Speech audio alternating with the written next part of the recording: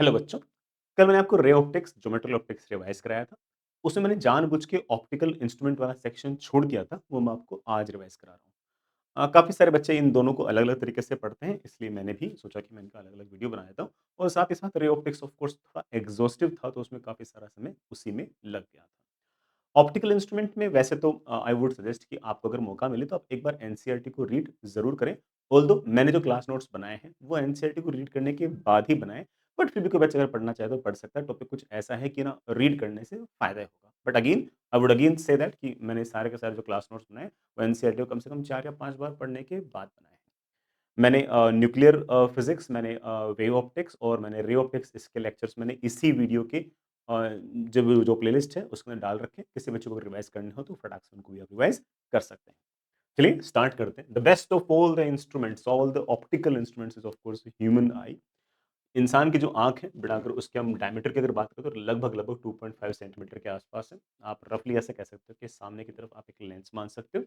यहाँ पर बेटा कोई मसल्स होंगी, ये मसल्स जो होंगी इनको हम सिलेरी मसल्स बोलते हैं। वो ऐसे कंप्रेस करके रेडियस ऑफ कर्वेचर्स को चेंज कर सकती है और इस लेंस की फोकल लेंथ को भी चेंज कर सकती है। पीछे बिल्कुल इस आई बॉल के बिल्कुल लास्ट में ना रेटिना है। रेटिना के अंदर रोड्स एंड कोन्स हैं बेसिकली। रोड्स जो है वो किसी भी लाइट की इंटेंसिटी को डिटेक्ट करेगा और कौन-सा है वो कलर को डिटेक्ट करेगा, ठीक है? और जो भी इमेज बननी होगी वो इस रेटिना पर स्क्रीन पे बननी है। रियल ऑब्जेक्ट की ऐसे बेटा ऐसे आपके पास पीछे की तरफ एक रियल इन्वर्टेड इमेज आपके पास बनेगी। हमारा दिमाग उस इन्वर्टेड इमेज को वापस से इरेक्ट कर ही देता है, ठीक है? तो आई की अगर बात करें तो बेटा उसमें 2 केस आपको याद रखने।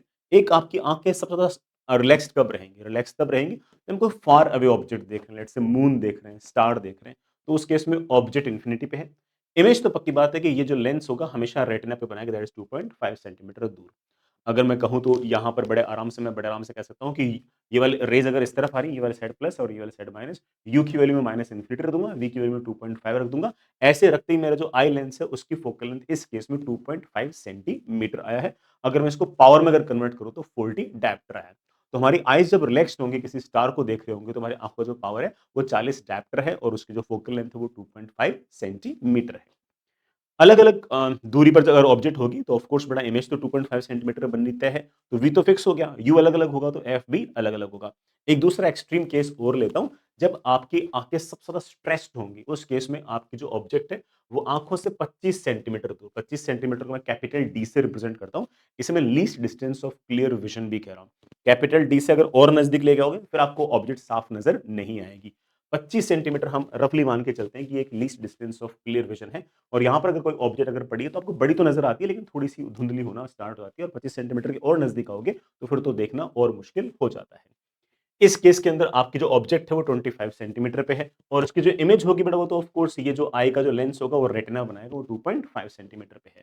रेज़ इस तरफ आ रही है, ये वाली साइड प्लस और ये वाली साइड माइनस। जैसे मैंने यू को -25 रखा और वी को 2.5 रखा, ऐसे रखते ही हमारे आई लेंस की जो फोकल लेंथ है वो 25 सेंटीमीटर आई। अगर मैं इसको पावर में अगर कन्वर्ट करने की कोशिश करूँगा तो बेटा 44 डायप्टर बेटा इसका पावर आया है। इसका मतलब अगर मैं इन्फिनिटी पर रखी हुई ऑब्जेक्ट देख रहा हूँ तो मेरा आई लेंस की पावर 40 डायप्टर है। अगर मैं 25 सेंटीमीटर पर रखी हुई ऑब्जेक्ट को अगर देख रहा हूँ तो मेरा आई का जो पावर है 44 डायप्टर है। इसका मतलब ये हो गया कि हमारा आई का जो पावर है वो 40 से लेके 44 डायप्टर के बीच में वेरी कर सकता है, डिपेंडिंग ऑन की ऑब्जेक्ट कहाँ पड़ी है। आगे चलते हैं। बेटा हमें कुल मिलाकर 4 तरह के इंसान की आँखों के जो डिफेक्ट है उसको स्टडी करना है। मैं सारी डिटेल बेटा मैंने इन नोट्स के अंदर लिखी हुई है, आराम-आराम से इत्मीनान से पढ़िएगा। सबसे पहले शॉर्ट साइटेडनेस या फिर मायोपिया। इसका मतलब आपको नज़दीक का दिख रहा है, दूर का नहीं दिख रहा। वैसे दूर का फार पॉइंट जिन लोगों को मायोपिया नहीं है, उनका फार पॉइंट इन्फिनिटी है। इन्फिनिटी पे अगर स्टार है तो बड़े आराम से देख पाएँगे। लेकिन जिनको मायोपिया है उनका फार पॉइंट इन्फिनिटी ना होकर कोई फाइनाइट डिस्टेंस है। लेट्स से 20 मीटर है, 25 मीटर है। लेट्स से किसी का फार पॉइंट अगर 25 मीटर है तो इसका मतलब 25 मीटर तक की ऑब्जेक्ट उसको दिख रही है। 25 मीटर के आगे की जो चीज़ है वो उसे साफ दिखाई नहीं दे रही है। जिसको मायोपिया नहीं है वो इन्फिनिटी तक रखी हुई चीज़ को बड़े आराम से देख सकता है। ऑफ कोर्स वो बड़ी होनी चाहिए, लुमिनस होनी चाहिए। तो इसका फार पॉइंट जो है वो इन्फिनिटी ना पर ना होके किसी एक्स डिस्टेंस के ऊपर होगा। Distance objects are not seen clearly. Eyes lens refract rays before retina. तो क्या होता है कि इसमें होता क्या है कि अगर मान लो कि इन्फिनिटी से अगर रेज़ आती हैं तो आई लेंस जो होगा वो रेज़ को रिफ्रैक्ट करेगा। कहाँ पर? रेटिना पर नहीं करेगा, रेटिना से पहले कर देगा। है ना? तो जिसको मायोपिया होगा वो इन्फिनिटी से आती हुई रेज़ या फिर बहुत दूर से आती हुई रेज़ को रिफ्रैक्ट तो करेगा। करना कहाँ चाहिए था? रेटिना पे। कर कहाँ देता है? रेटिना से पहले। याद रखना किसके लिए? मायोपिया के लिए। मुझे अगर इसको कमी को अगर दूर करना है तो मैं क्या यूज़ करूँगा? एक डाइवर्जिंग लेंस यूज़ करूँगा। क्यों? क्योंकि मैं चाहता हूँ कि रेज़ थोड़ी दूर जाए, है ना? और दूर भेजने की ज़िम्मेदारी किसकी है? ऑफ कोर्स डाइवर्जिंग लेंस की है। तो हम क्या करेंगे? एक डाइवर्जिंग लेंस यूज़ करेंगे, तो फार अवे पॉइंट से बड़ा अगर रेज़ आएँगे तो ये डाइवर्जिंग लेंस हल्का-सा बड़ा उनको थोड़ा-सा दूर कर देगा और फिर फाइनली हमारा जो फाइनल आई जो होगी, वो इमेज बड़े आराम से रेटिना पर बना देगी। कितनी फोकल लेंथ का डाइवर्जिंग लेंस आपको ज़रूरत पड़ेगा, उसके लिए सिर्फ़ और सिर्फ़ इतना सा याद रखना है कि लेट्स से किसी इंसान का फार पॉइंट जो है ना वो एक्स डिस्टेंस पे है, एक्स मीटर्स पे है। ना? फार पॉइंट जैसे मेरे को मायोपिया नहीं है, तो मेरा फार पॉइंट कहाँ पर है? इन्फिनिटी पे। किसी बच्चे को far point let's say 10 metre है, उसे 10 मीटर के आगे की चीज़ साफ-साफ नज़र नहीं आती। तो उसे जो लेंस यूज़ करना है, उसकी फोकल लेंथ होनी चाहिए -x बस। अगर किसी बच्चे को 10 मीटर के आगे की चीज़ अगर साफ-साफ नज़र नहीं आती, तो उसे जो लेंस यूज़ करना है, उसकी फोकल लेंथ होनी चाहिए -10 मीटर। इसको अगर पावर में अगर कन्वर्ट करोगे, तो बेटा -1/10 डायोप्टर या फिर बेटा -0.1 डायोप्टर।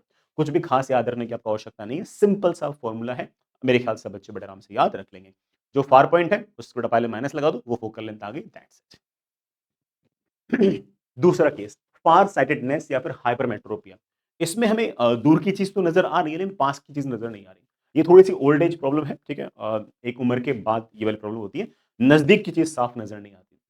जैसे मेरा जो मुझे हाइपरमेट्रोपिया नहीं है तो मुझे 25 सेंटीमीटर पर रखी हुई ऑब्जेक्ट बड़े आराम से नजर आती है। लेकिन जिसको हाइपरमेट्रोपिया होगा या फिर जिसको बड़ा फार साइटेडनेस होगी, उसका नियर पॉइंट 25 सेंटीमीटर पर ना होके उसका नियर पॉइंट हो सकता है कि 40 सेंटीमीटर पे हो। तो उसको भी तो 25 से लेके 40 के बीच में जो रखी हुई ऑब्जेक्ट है, उसको देखना है, ठीक है? है ना? ऑब्वियस बात है बेटा, ठीक है? अदरवाइज़ अगर मान लो वो दूर रखेगा, मान लो कि अखबार को लेट से दूर रखेगा, तो अक्षर छोटे हो जाएँगे, साफ तो नज़र आएँगे लेकिन छोटे हो जाएँगे, तो छोटे तो वैसे नहीं दिखेंगे। तो इसलिए objects at near point are not clearly seen. जिन लोगों को हाइपरमेट्रोपिया नहीं है, उनका नियर पॉइंट जो है वो कैपिटल डी डिस्टेंस पे है। जिन लोगों को फार साइटेडनेस या फिर हाइपरमेट्रोपिया है, उनका जो नियर पॉइंट है, मैं उस डिस्टेंस को थोड़ा एक्स बोल रहा हूँ, उसकी वैल्यू बड़ा ऑफ कोर्स डी से थोड़ी-सी बड़ी है। इसमें होता क्या है? इसमें होता बड़ा ये है कि जो आई लेंस है, वो रेज़ को रिफ्रैक्ट करती है बियॉन्ड रेटिना। मतलब कि रेज़ आती हैं, आती हैं और जो लेंस है, वो बेटा वो कन्वर्ज करके कहाँ पर भेजना चाहिए? रेटिना पे भेजना चाहिए। ये रेटिना पे ना भेज के रेटिना के पीछे भेजता है। इस कारण से शार्प इमेज हम लोगों को रेटिना पे नहीं मिलती। जिस बंदे को बेटा ऑफ कोर्स शॉर्ट साइटेडनेस थी, वहाँ पर रेज़ बेटा यहाँ आ रही थी। जिसको फार साइटेडनेस है बेटा वो दूर भेज रहा है। तो मुझे क्या करना चाहिए? मुझे इसको दूर करने के लिए एक कन्वर्जिंग लेंस लगाना चाहिए। क्यों? क्योंकि हमारा जो लेंस है वो अच्छे से कन्वर्ज नहीं कर पा रहा। अगर अच्छे से कन्वर्ज कर रहा होता तो रेटिना के ऊपर वो इमेज बना देता। तो थोड़ा कन्वर्ज ये कर देगा, बाकी हमारा ये कर देगा। इस लेंस की फोकल लेंथ क्या होती है? वो हम याद करने की कोशिश करते हैं। We will use a converging lens to rectify it. जिस फोकल लेंथ का लेंस मुझे यूज़ करना है, उसका फ़ॉर्मूला बड़ा बहुत ही क्लियर है, that is simply X D upon X minus D. D बेटा आपका वही है least distance of clear vision that is 25 centimetre. ये एक्स क्या है? ये बेटा एक्स ऑफ कोर्स उस बंदे का नियर पॉइंट। अब मान लो कल को किसी ने सवाल पूछ लिया कि किसी बंदे का जो नियर पॉइंट है, वो 40 सेंटीमीटर है ना? उससे 25 से लेके 40 सेंटीमीटर की भी चीज़ें साफ-साफ नज़र नहीं आती। तो बताओ कितने फोकल लेंथ का लेंस उसे यूज़ करना चाहिए? तो बोल देना he said that is equals to 40 into 25 upon 40 minus 25 of course the answer will be in centimeters। अगर पावर पूछेंगे तो बड़ा ऑफ कोर्स इसको मीटर में कन्वर्ट करके 1 अपॉन एफ करते हैं ना, तो बड़ा आराम से हमारे पास पावर की वैल्यू भी आ जाएगी। तो बड़ा आराम से इस फॉर्मूले से आपके सारे सवाल बन जाएंगे, कभी कोई दिक्कत नहीं आएगी। नेक्स्ट इज एक बीमारी बेटा और याद रखनी है, सिर्फ इतनी सी बात याद रखनी है, दैट इज एस्टिग्मेटिज्म। एस्टिग्मेटिज्म के अंदर क्या होता है कि ना लेट से कोई ऑब्जेक्ट ऐसे मैश फॉर्म के अंदर ऐसे जाली फॉर्म में है, तो क्या होगा कि एक तरफ वाली जो ऑब्जेक्ट है ना, एक लाइन के अलोंग जो ऑब्जेक्ट है ना, उसकी इमेज साफ-साफ नज़र आएगी और उसके परपेंडिकुलर डायरेक्शन में जो लाइन है, वो आपको साफ-साफ नज़र नहीं आएगी। तो ऑब्जेक्ट लेट से ऐसे तो हो सकता है आपको इमेज कुछ-कुछ ऐसी नज़र आए कि वर्टिकल वाली तो सही नज़र आ रही है और जो हॉरिजॉन्टल वाली लाइन है आपको सही नज़र नहीं आ रही। इसको दूर करने के लिए हम सिलिंड्रिकल लेंसेज यूज़ करते हैं। You have to remember this word, क्या? सिलिंड्रिकल लेंसेज हम लोगों को यूज़ करने पड़ेंगे। तो you have to learn this word, ठीक है? Next is presbyopia. बेटा presbyopia old age problem है, बहुत ओल्ड एज प्रॉब्लम है, जिसके अंदर बंदे को ना मायोपिया और हाइपरमेट्रोपिया दोनों हो जाएगा। मतलब उसका जो फार पॉइंट है वो इंफिनिटी पे ना होके 10 मीटर पे हो जाएगा और जो नियर पॉइंट है वो 25 सेंटीमीटर पे ना होके 50 सेंटीमीटर पे हो जाएगा। तो उसको दोनों प्रॉब्लम्स हैं और दोनों प्रॉब्लम्स हैं उसको बड़ा मिक्स करके हमने क्या नाम बोल दिया? Presbyopia. Far point less than infinity होगा और जो नियर पॉइंट होगा वो बड़ा आपका कैपिटल डी से ज़्यादा होगा। ओल्ड एज इश्यू है, सिलरी मसल्स जो है बड़ा आपकी वीक पड़ जाती हैं और वो जो लेंस की जो फोकल लेंथ है, हमारा जो आई लेंस की जो फोकल लेंथ है, वो ढंग से चेंज नहीं हो पाती और इस कारण से उसे दिक्कत आती है। इसके लिए बाई लेंस यूज़ करते हैं। बड़ा बाई लेंस हो सकता है आपके घर में अगर मतलब दादा-दादी वगैरह हो, तो आपने नोटिस किया होगा कि उनके जो लेंस होते हैं ना, उसमें ऐसे एक लाइन से खींची रहती है। उसके ऊपर जो होगा, वो एक बड़ा डाइवर्जिंग लेंस होगा, इसके नीचे वाला आपका कन्वर्जिंग लेंस होगा। ये दूर की चीज़ देखने के लिए, ये नज़दीक की चीज़ देखने के लिए, है ना? ये नज़दीक की चीज़ देखने के लिए, ये बड़ा ऑफ कोर्स दूर की चीज़ देखने के लिए। तो उनका जो चश्मे का जो लेंस होगा, वैसे तो हल्की-सी लाइन दिख जाएगी। ऊपर वाला लेंस डिफरेंट है, नीचे वाला लेंस डिफरेंट है। ये बड़ा सारी बातें अपन को याद रखनी है। Next is visual angle. किसी ऑब्जेक्ट ने हमारी आँखों पर कितना एंगल बनाया है, that is known as visual angle. और जितना ज़्यादा ये विज़ुअल एंगल होगा, हमें वो ऑब्जेक्ट उतनी ही बड़ी नज़र आती है। जैसे हम लोगों को सन और मून बराबर नज़र आते हैं, मतलब साइज़ में बराबर नज़र आते हैं। लेकिन इसका ये अर्थ थोड़ी कि मून और सन बराबर है। दोनों बराबर हमें नज़र क्यों आते हैं? क्योंकि मून और सन दोनों ने हमारी आँखों पर जो एंगल सबटेंड किया है, वो एग्ज़ैक्टली मतलब नियरली सेम है। लेट्स से कोई ऑब्जेक्ट h हाइट की है और x डिस्टेंस दूर है, तो हमारी आँखों पर जो एंगल सबटेंड होगा, that will be of course x upon h। जितना ऑब्जेक्ट नजदीक होगा ऑफ कोर्स ये विजुअल एंगल उतना ही ज्यादा होगा। सबसे ज्यादा विजुअल एंगल कब होगा? जब ऑफ कोर्स बड़ा इस ऑब्जेक्ट को लाते लाते हम कैपिटल डी डिस्टेंस के ऊपर ले आएंगे, उस टाइम पर जो विजुअल एंगल होगा उसमें थीटा नोट रिप्रेजेंट करूंगा। ठीक है। एंगुलर मैग्निफिकेशन किसी भी माइक्रोस्कोप के अंदर या बेटा कंपाउंड माइक्रोस्कोप में कैसे डिफाइन करते हैं, याद रखना। Angular magnification is simply defined as theta upon theta not. नीचे थीटा नॉट का मतलब क्या है? बिना माइक्रोस्कोप यूज किए मैक्सिमम विजुअल एंगल कितना हो सकता है? बिना माइक्रोस्कोप यूज किए किसी ऑब्जेक्ट का मैक्सिमम विजुअल एंगल आपके आंखों पर कितना गिर सकता है, वो डिनोमिनेटर में रखना है। न्यूमिनेटर में क्या रखना है कि माइक्रोस्कोप यूज करने के बाद विजुअल एंगल कितना है। मान लो कि माइक्रोस्कोप यूज करने पर विजुअल एंगल 5 डिग्री है और बिना माइक्रोस्कोप यूज किए मान लो कि आपका जो विजुअल एंगल है वो 2.5 डिग्री है, तो मैग्निफिकेशन क्या होगा? 5 upon 2.5, that comes out to be 2। तो ऐसे हम बड़े आराम से एंगुलर मैग्निफिकेशन किसी माइक्रोस्कोप के लिए डिफाइन करते हैं। टेलीस्कोप के लिए एंगुलर मैग्निफिकेशन थोड़ा सा अलग तरीके से डिफाइन करते हैं, बीटा अपॉन अल्फा। क्योंकि टेलीस्कोप में हम अक्सर इन्फिनिटी पर रखी हुई ऑब्जेक्ट वगैरह को देखते हैं। उसको हम बड़ा ऑफ कोर्स दूर या नज़दीक नहीं लेके आ सकते, उसकी डिस्टेंस तो आपके पास फिक्स ही रहेगी। Visual angle after using telescope, telescope को यूज़ करने के बाद उसका विजुअल एंगल कितना है उसे ऊपर रखना है और visual angle without using telescope, बिना टेलीस्कोप यूज़ के विजुअल एंगल कितना है उसे डिनोमिनेटर के अंदर रखना है। This ratio is defined as angular magnification in the case of telescope. बेटा क्या करके सब कुछ देखते हैं।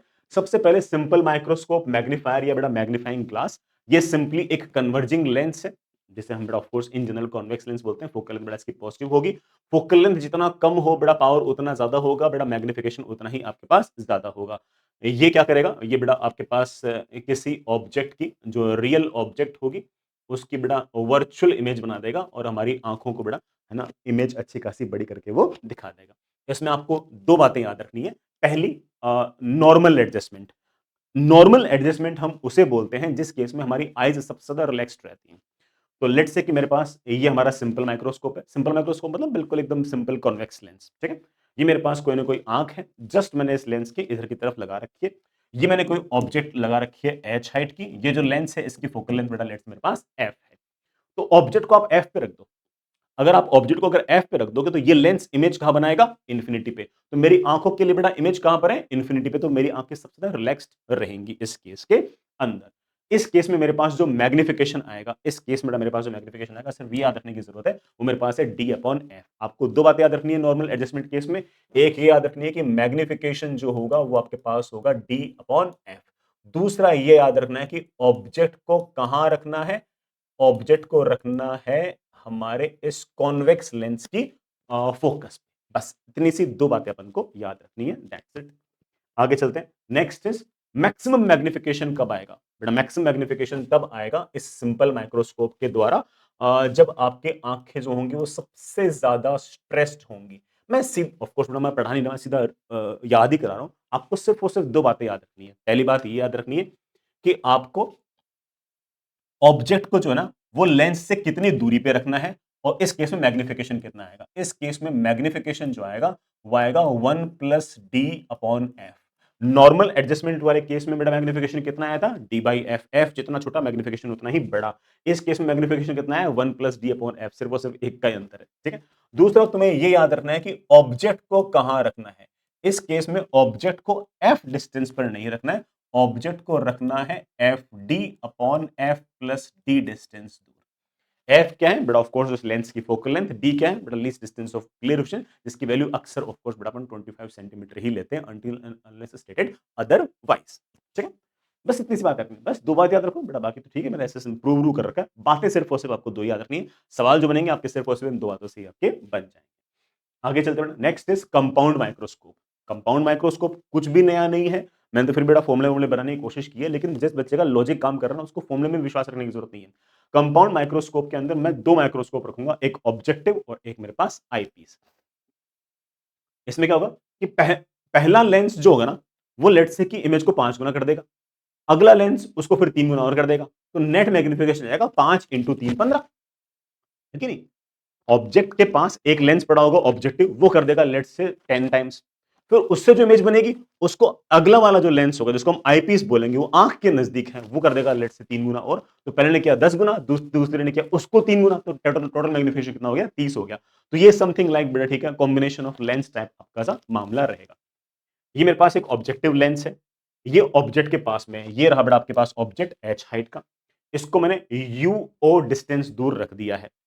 ऑब्जेक्टिव लेंस से कुछ दूरी पर हमारे पास आई पीस है, ऑब्जेक्टिव लेंस और आई पीस की जो दूरी है मैं उसको एल से रिप्रेजेंट कर रहा हूं। इसको हम एक नाम देंगे लेंथ ऑफ ट्यूब। क्या नाम देंगे बेटा, लेंथ ऑफ ट्यूब। ये जो हमारे पास ऑब्जेक्टिव लेंस होगा, इसका अपर्चर जो होगा बेटा वो छोटा ही होगा। अपर्चर जो होगा बेटा वो छोटा ही होगा, ऐसे छोटा सा अपर्चर, क्योंकि बेटा ऑब्जेक्ट जो ना नजदीकी पड़ी है, दूर तो है नहीं, तो बेटा ठीक है, इसका अपर्चर अपन छोटा सा रख लेंगे। आई पीस का अपर्चर बड़ा हो सकता है, कोई दिक्कत है ऐसे नहीं, इसका अपर्चर बेटा आपको उनको छोटा रखना है। एक ऑब्जेक्ट रखिए बेटा, अगर इसकी फोकल लेंथ एफ ओ है, आई पीस की एफ ई है, ऑब्जेक्ट को रखना है एफ ओ और टू एफ ओ के बीच में, क्योंकि ऑब्जेक्ट जब यहां पर होता है तभी बेटा इसकी इमेज थोड़ी सी बड़ी बनती है। ऑब्जेक्ट को मैंने रखा यू और डिस्टेंस पे, इमेज बनी है बेटा वी और डिस्टेंस पे, ठीक है। फिर ये जो इमेज बनेगी ये बेटा हमारे इस लेंस के लिए किसकी तरह काम करेगी, ऑब्जेक्ट की तरह काम करेगी। जो नेट मैग्निफिकेशन आएगा वो क्या आएगा, इसका मैग्निफिकेशन मल्टीप्लाइड बाय इसका मैग्निफिकेशन। इसका मैग्निफिकेशन मेरे बच्चों को फॉर्मूला बेटा पहले से पता ही है, V by U. Come on यार बेटा, क्या वी बाई यू, वी कितना है वी नॉट, बेटा रेज आ रही है इस तरफ, यू कितना है यू बेटा of course minus U not, but इसका मैग्निफिकेशन तो ऐसे मल्टीप्लाइड बाय इसका मैग्निफिकेशन। इसका magnification depending on normal adjustment होगा तो डी अपॉन एफ लिख देंगे, और अगर बेटा मान लो कि लेट से कि है ना मैक्सिमम मैग्निफिकेशन होगा तो 1 प्लस डी अपॉन एफ लिख देंगे। दोनों केस देखते हैं, दोनों के फॉर्मूले लिखने की अपन कोशिश करते हैं। पहले नॉर्मल एडजस्टमेंट। नॉर्मल एडजस्टमेंट में आपका जो ऑब्जेक्ट है वो यू और डिस्टेंस दूरी पे है, इससे जो इमेज बनेगी बेटा वो इतनी डिस्टेंस पे बन जाएगी। ये बेटा आपके पास लेंस वाला जो फॉर्मूला है ना, 1 by V minus 1 by U equals to 1 upon F से आप निकाल सकते हो। इसका मैग्निफिकेशन भी आप बड़े आराम से निकाल सकते हो। मुझे नॉर्मल एडजस्टमेंट चाहिए, तो इसलिए ये जो इमेज बनेगी इस लेंस के लिए कैसे काम करेगी, ऑब्जेक्ट की तरह। और नॉर्मल एडजस्टमेंट वाले केस में ऑब्जेक्ट कहां पर होना चाहिए बेटा, इसकी फोकल लेंथ की डिस्टेंस की दूरी पर होना चाहिए। इसकी फोकल लेंथ कितनी है, एफ ही। तो यहां पर आपको दो चीजें याद रखनी है। पहले ये कि मैग्निफिकेशन कितना होगा, मैग्निफिकेशन होगा इसका मैग्निफिकेशन इनटू इसका मैग्निफिकेशन। इसका मैग्निफिकेशन तो ऑब्वियस बात है डी अपॉन एफ ही होगा। इसका मैग्निफिकेशन तो बिल्कुल बिल्कुल सिंपल माइक्रोस्कोप की तरह काम कर रहा है। इसका मैग्निफिकेशन आपके पास होगा v बाई यू। वी कितना है वी नॉट, यू कितना है बेटा माइनस यू नॉट। वैसे बेटा किसी को प्लस माइनस ना समझे तो ऐसे कोई दिक्कत वाली बात नहीं है। जैसे बेटा मैंने वैल्यूज रखी, मेरे पास एक प्यारा सा फॉर्मूला बन के सामने आ गया। किसी बच्चे को लॉजिक्स ना समझ में आए तो बड़े आराम से सिर्फ और सिर्फ फॉर्मूले में वैल्यूज रख के बड़े आराम से आंसर निकाल सकते हैं। हमारे पास बड़ा फॉर्मूला है F O upon U O minus F O into D upon F E. F O objective lens की फोकल लेंथ, एफ ई बेटा आपके आईपीस की focal length, D of course 25 centimetre. ये जो यूओ है ये क्या है, ऑब्जेक्ट की दूरी है लेंस से। इस ऑब्जेक्टिव लेंस से ऑब्जेक्ट कितना दूर है, बस ये है। किसी बच्चे को सिर्फ और सिर्फ इतना सा काम करना है, बड़े आराम से उसका काम बन जाएगा। एक सवाल और बनता है कि लेंथ ऑफ ट्यूब क्या होगी। लेंथ ऑफ ट्यूब होगी ये वाली दूरी प्लस ये वाली दूरी। ये वाली दूरी तो आपके पास बेटा कितनी है, एफ ई है। ये वाली दूरी कितनी है, वी ओ है। अब किसी बच्चे को बेटा मान लो कहे कि सर वीओ तो मैं निकाल लूंगा, जब ऑब्जेक्ट की डिस्टेंस पता है तो इमेज की डिस्टेंस मैं निकाल लूंगा। और कोई बच्चा बोलते नहीं सर आप मुझे फॉर्मूला बताओ, तो मैं वीओ का फॉर्मूला बड़े आराम से बोल देता हूं, that will you not F not upon of course you not minus F not. बड़े आराम से आप लेंथ ऑफ ट्यूब का फॉर्मूला अगर याद करना चाहो तो आपके पास ये। ऑल्दो बेटा अप्रोक्सीमेटेड फॉर्मूला एक और है बेटा, प्लीज इसको भी आप याद करें। L upon F O into D upon F E, ये वाला फॉर्मूला एनसीईआरटी में भी लिखा हुआ है और उस पर जेई में सवाल भी पूछ रखा है। अगर मान लो कभी लेंथ ऑफ ट्यूब तुम्हें दे दे और फिर अगर मैग्निफिकेशन पूछ ले, बेटा सिर्फ और सिर्फ ये वाला फॉर्मूला यूज करना है। एनसीईआरटी ने बड़ा बड़े आराम से इसी फॉर्मूले पे सवाल पूछ रखे हैं, सॉरी ये फॉर्मूला अलग से दे रखा है प्लस इस पे सवाल जेई ने पूछ रखे हैं। लेकिन ये वाला फॉर्मूला कब यूज करना है, जब लेंथ ऑफ ट्यूब आपको दे रखी हो तब। तो बेटा L upon F O into D upon F E, बेटा प्लीज प्लीज प्लीज ये वाला फॉर्मूला याद रखें, ये वाला फॉर्मूला याद रखना है। बाकी ये जो फॉर्मूले हैं ये तो बड़ा सारे के सारे आपके लॉजिक्स, ये तुम खुद ही निकाल लोगे। इसका मैग्निफिकेशन इनटू इसका मैग्निफिकेशन। नॉर्मल एडजस्टमेंट में भी एग्जैक्टली ये वाला केस है, बस इतना सा अंतर है नॉर्मल एडजस्टमेंट वाले केस में कि इस केस के अंदर बेटा इसका मैग्निफिकेशन इनटू इसका मैग्निफिकेशन करूंगा तो इसका मैग्निफिकेशन बेटा आपके पास जानते हो कितना होगा। इसका मैग्निफिकेशन बेटा सॉरी इसका मैग्निफिकेशन बेटा कितना होगा, इसका मैग्निफिकेशन बेटा हम लोग जानते हैं, सॉरी इसका मैग्निफिकेशन हम लोग जानते हैं बेटा कितना होता है 1 plus D upon F. F की जगह मैं एफ यूज कर दूंगा बस। बाकी बेटा इस ये वाला केस तो बेटा बिल्कुल सेम ही है। ये बेटा यू नोट दूरी पे है, वी नोट हम कितनी दूरी होगी बेटा आराम से निकाल लेंगे। इस केस में ऑब्जेक्ट को बेटा कहाँ रखना होता है, बेटा जब मैक्स मैग्निफिकेशन होता है तो बेटा ऑब्जेक्ट को हमें रखना होता है F E into D upon F E plus D distance की दूरी पर। तो दो सवाल बनते हैं, लेंथ ऑफ ट्यूब कितना होगा, लेंथ ऑफ ट्यूब का ये वाली दूरी प्लस ये वाली दूरी, और मैग्निफिकेशन कितना होगा, मैग्निफिकेशन होगा इसका मैग्निफिकेशन इंटू इसका मैग्निफिकेशन। इसका मैग्निफिकेशन बेटा ऑफ कोर्स हम बी बाई यू वाले फॉर्मूला से निकाल लेंगे और इसका मैग्निफिकेशन कौन सा यूज करेंगे 1 plus D upon F. F की जगह of course upon F use कर देंगे, बड़े आराम से हमारा काम बन जाएगा। लेकिन अगेन एनसीईआरटी में एक फॉर्मूला और लिखा है, ये वाला फॉर्मूला कब यूज करना है, इफ एल इज गिवन। अगर लेंथ ऑफ ट्यूब दे रखी है तो बेटा फिर उस केस में ये जो बेटा अपने ऑप्टिक्स में इतने सारे लॉजिक्स वगैरह पढ़ रखे हैं वो नहीं यूज करना है, एक अप्रोक्सीमेटेड फॉर्मूला यूज करना है L upon F O into 1 plus D upon F E. ये वाला फॉर्मूला बेटा कब यूज करना है, जब लेंथ ऑफ ट्यूब दे रखी हो। नॉर्मल एडजस्टमेंट वाले केस में L upon F E into D upon F E, यहाँ पे बेटा L upon F O into 1 plus D upon F E. इतना सा करो और बड़े आराम से अपना काम चल जाएगा। लेंथ ऑफ ट्यूब ना दे रखी हो तो पहले मैग्निफिकेशन इसका निकाल लो, बाद मैग्निफिकेशन इसका निकाल लो, दोनों मैग्निफिकेशन को मल्टीप्लाई कर दो। इसके मैग्निफिकेशन के लिए बेटा formula of course V by U use करेंगे और इसका मैग्निफिकेशन निकालने के लिए या तो डी अपॉन एफ ई या फिर 1 plus D upon F E, depending on कि नॉर्मल एडजस्टमेंट है या फिर मैक्सिमम मैग्निफिकेशन है। लेंथ ऑफ ट्यूब हम बड़े आराम से निकाल लेंगे, ये इमेज बड़ा कहां बनी, प्लस ये वाली दूरी या तो एफ ई के बराबर होगी या बेटा F E into D upon F E plus D के बराबर होगी, डिपेंडिंग ऑन कि अगर नॉर्मल एडजस्टमेंट है या फिर मैक्सिमम मैग्निफिकेशन। सिंपल बात है, कोई बेटा इसमें हाई फाई बात है ही नहीं। फिर भी मोस्टली बच्चे बेटा ऑफ कोर्स ये वाला फॉर्मूला ज्यादा याद करें, लेंथ ऑफ ट्यूब पे सवाल पूछेंगे तो थोड़ा सा कंफ्यूजन स्टार्ट होता है, तो बेटा ये यूज करना है और कोई बात करनी ही नहीं है ना। Next is astronomical telescope. बेटा हमें अगर मान लो कि बहुत दूर की अगर ऑब्जेक्ट अगर देखनी है तो कुछ कुछ बातों का ध्यान रखना है। बहुत दूर का स्टार देखना है, बेटा अगेन दो लेंस यूज करूंगा, एक लेंस ये रहा, एक लेंस ये रहा। सबको नजर आ रहा है ये ऑब्जेक्टिव लेंस ऑब्जेक्ट के नजदीक है, ये आई के नजदीक है, इसको मैंने आई पीस बोल दिया। दोनों के बीच की जो दूरी है उसको मैंने लेंथ ऑफ ट्यूब बोल दिया। जैसा कि आप देख पा रहे हो इस बार ऑब्जेक्टिव लेंस का आई पीस बड़ा है, सॉरी अपर्चर बड़ा है। क्यों बड़ा है, क्योंकि ऑब्जेक्ट बहुत दूर है बेटा। ऑब्जेक्ट अगर बहुत दूर है तो उसमें से बहुत कम फोटॉन्स इसके पास पहुंचेंगे। अगर मैंने अपर्चर बहुत छोटा कर दिया तो बेटा फिर तो फोटॉन्स आएंगे नहीं, तो इसका अपर्चर ज्यादा होना चाहिए। ध्यान रखना बेटा ये वाली बात, इस बार इसका अपर्चर ज्यादा होना चाहिए। माइक्रोस्कोप वाले केस में अपर्चर कम से भी काम चल गया था, क्यों, क्योंकि ऑब्जेक्ट नजदीक पड़ी थी। यहाँ ऑब्जेक्ट बहुत दूर है और अगर अपर्चर अगर और छोटा कर दिया बेटा फिर तो रेज ही नहीं पहुंचेंगे। तो इसका अपर्चर जितना बड़ा हो उतना अच्छा है। डायग्राम से दिख रहा है यहाँ पर अपर्चर बड़ा है और ये आई पीस का अपर्चर बेटा आपका छोटा है, इसका अपर्चर बेटा आपके पास कम है। फोकल लेंथ का भी बड़ा फॉर्मूला आएगा कि कौन सा फोकल लेंथ कम होना चाहिए, कौन सा फोकल लेंथ ज्यादा होना चाहिए, वो भी याद करना है अपन को, लेकिन वो अपन बाद में करते हैं। अगेन बेटा दो केस याद करने, पहला है नॉर्मल एडजस्टमेंट। आपका स्टार है इंफिनिटी पे, उसकी इमेज बेटा पहले आपको ऑब्जेक्टिव लेंस बनाएगा, फिर बेटा वो जो इमेज होगी उसकी इमेज वो एज एन ऑब्जेक्ट का काम करेगी इस आईपीस के लिए और वो फाइनल इमेज एक और बना देगा। ये फाइनल इमेज अगर इंफिनिटी पे रहे, हमारी आंख बेटा बिल्कुल रिलैक्स्ड है और उस केस के अंदर हमारे पास मैग्निफिकेशन कुछ और आएगा और मैक्सिमम स्ट्रेस वाले केस में मेरे पास फॉर्मूला कुछ और आएगा। दोनों फॉर्मूला एक एक करके देखते हैं। नॉर्मल एडजस्टमेंट वाले केस के अंदर ऑब्जेक्ट इंफिनिटी पे, उसकी इमेज बनी, ये इमेज इस लेंस के लिए ऑब्जेक्ट की तरह काम करेगी और ये ऑब्जेक्ट की तरह काम करके ये इमेज बेटा कहां बना देगी, इंफिनिटी पे। लेंथ ऑफ ट्यूब जो होगी, अगेन बेटा सिर्फ और सिर्फ दो सवाल आपके पास बन के आएंगे। लेंथ ऑफ ट्यूब जो होगी बेटा वो होगी, ये इंफिनिटी पर रखी हुई ऑब्जेक्ट है तो बेटा इमेज कहां बनेगी, फोकल लेंथ पे। ये जो ऑब्जेक्ट है ये लेंस इसकी इमेज कहां बना रहा है, इंफिनिटी पे, तो ये डिस्टेंस भी कितनी होगी, फोकल लेंथ। तो लेंथ ऑफ ट्यूब आपके पास हो जाएगी F O plus F E. Length of tube आपके पास हो जाएगा F O plus F E. Magnification बड़ा सीधा याद कर सकते हैं, आपके पास जो मैग्निफिकेशन की जो वैल्यू आएगी बड़ा वो आएगी F O upon F E, focal length of objective upon eyepiece. बेटा ये जेई का सवाल है कि कौन सा फोकल लेंथ बड़ा होना चाहिए, कौन सा फोकल लेंथ छोटा होना चाहिए। आप बोल देना कि हमारा जो ऑब्जेक्टिव है उसकी फोकल लेंथ होनी चाहिए ज्यादा और हमारे आई पीस है उसकी फोकल लेंथ होनी चाहिए कम, क्योंकि हम चाहेंगे कि मैग्निफिकेशन ज्यादा से ज्यादा हो। मैग्निफिकेशन अगर ज्यादा से ज्यादा होगा तभी होगा जब ऑब्जेक्टिव का फोकल लेंथ ज्यादा होगा और आईपीस का कम होगा। तो आईपीस जो होगा वो ज्यादा अपर्चर का और छोटे फोकल लेंथ का, और जो बेटा आईपीस है बेटा वो है ना, सॉरी मैंने उल्टा बोल दिया बेटा। ऑब्जेक्टिव जो होगा बेटा वो फोकल लेंथ ज्यादा का और अपर्चर भी ज्यादा का। आईपीस जो होगा बेटा आपके पास वो छोटी फोकल लेंथ का और छोटे आईपीस। मैंने वहां पर उल्टा तो लिख दिया। F O upon F E है, हाँ बेटा एफ ओ बड़ा तो लिख रखा है, एफ ई बेटा आपका छोटा है। एफ ओ अपॉन एफ, मैंने सही तो लिखा है बेटा, एफ ओ अपॉन एफ सही लिखा। तो ऑब्जेक्टिव जो है बेटा वो ज्यादा फोकल लेंथ का, एफ ओ जो बेटा ज्यादा फोकल लेंथ का, और बेटा ऑफ कोर्स ज्यादा अपर्चर का। एफ ई बेटा जो है वो छोटी फोकल लेंथ का, आईपीएस जो है वो छोटी फोकल लेंथ का और बेटा छोटी अपर्चर का। ठीक है। दूसरा केस बेटा और याद रखना है, मैक्सिमम मैग्निफिकेशन का केस। मैक्सिमम मैग्निफिकेशन वाले केस के अंदर बेटा लेंथ ऑफ ट्यूब जो होगी बेटा मैक्सिमम मैग्निफिकेशन वाले केस में, है ना, ये ये जो ऑब्जेक्ट जो स्टार है उसकी इमेज ये वाला लेंस बेटा कहां बनाएगा, एफओ बनाएगा।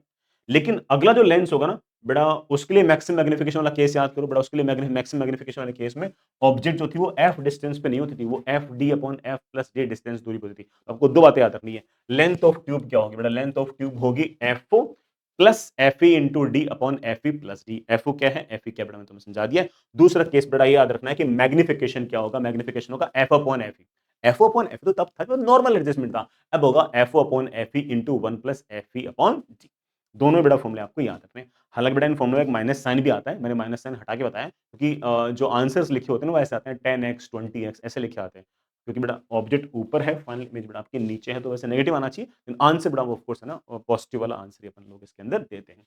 तो एक ये याद रखेगा, एक बेटा ऑफ कोर्स आप मैग्निफिकेशन याद रखेगा। लेंथ ऑफ ट्यूब कितना है, F O plus F E into D upon F E plus D. Magnification क्या है, F O upon F E into one plus F E upon D.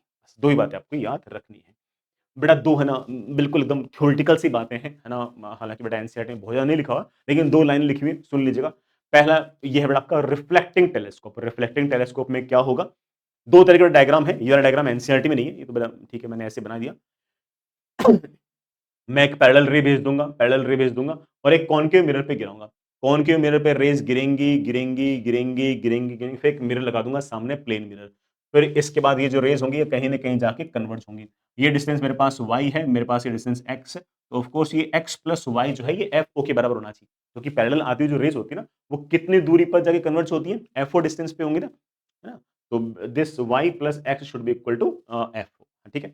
इसके बाद क्या है, इसके बाद यहां से रेज आएंगी आएंगी आएंगी और यहां पर अपने एक आई पीस लगा रखा है जिसकी फोकल लेंथ मेरे पास एफ ई है।